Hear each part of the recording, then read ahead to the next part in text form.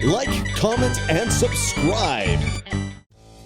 बच्चों ध्यान दो, आज हम सुनेंगे एक छोटे से गांव सरसाईपुर के एक छोटे से लड़के की बड़ी कहानी। इस नन्हे से गांव में रहते थे एक गरीब पर ईमानदार किसान रामू काका। उनका एक 10 साल का बेटा था मोहन। छोटी सी जमीन पर मोहन के सपने थे बड़े वाले। वो अक्सर कहते, बाबा एक दिन मैं हमारे खेत को सबसे बड़ा और अच्छा बनाऊंगा। रामू काका मुस्कुरा के कहते, मेहनत से ही सपने हकीकत बनते हैं बेटा। एक दिन रामू काका बीमार पड़ गए। खेतों में काम करना मुश्किल हो गया, पर मोहन ने हार नहीं मानी। रोज सुबह सूरज निकलने से पहले उठते, खुद ही खेत जोतते और बाबा के लिए दवाई भी लाते। गांव वाले हैरान थे कि इतना छोटा बच्चा इतना काम कैसे कर लेता है। मोहन के दिमाग में एक आइडिया आया।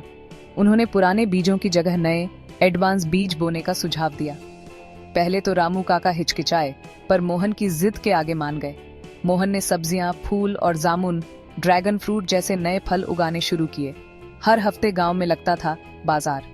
मोहन ने अपनी फ्रेश सब्जियों और फलों की एक छोटी सी दुकान लगाई। लोग देखकर कहते, वाह ये तो छोटे मोहन का सामान है, कितना ताजा है। धीरे धीरे मोहन की दुकान सबसे ज्यादा चलने लगी। 1 साल बाद मोहन ने बाबा के छोटे से खेत को बड़ा कर दिया। आसपास की जमीन किराए पर ली और एडवांस खेती शुरू की।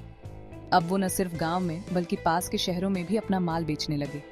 मोहन ने गांव के दूसरे गरीब बच्चों को भी काम पर रखा और खेती सिखाई। जल्द ही रामू काका और मोहन के पास एक नया पक्का मकान था और वो गांव के सबसे खुशहाल लोगों में से थे। पर मोहन अपनी जड़ें नहीं भूला। रोज बाबा के पैर छूते और कहते, आपके आशीर्वाद और मेहनत ने मुझे ये सब दिया है। तो बच्चों याद रखना, ये सीख उम्र छोटी हो सकती है, पर सोच और मेहनत बड़ी हो सकती है। मुश्किल हालात भी मौके बन सकते हैं अगर हम हार ना माने। माता पिता का आदर करना और उनसे सीखना बहुत जरूरी है। ये थी मोहन की कहानी, एक छोटे किसान के बड़े सपनों की। तुम भी बड़े सपने देखो बच्चों।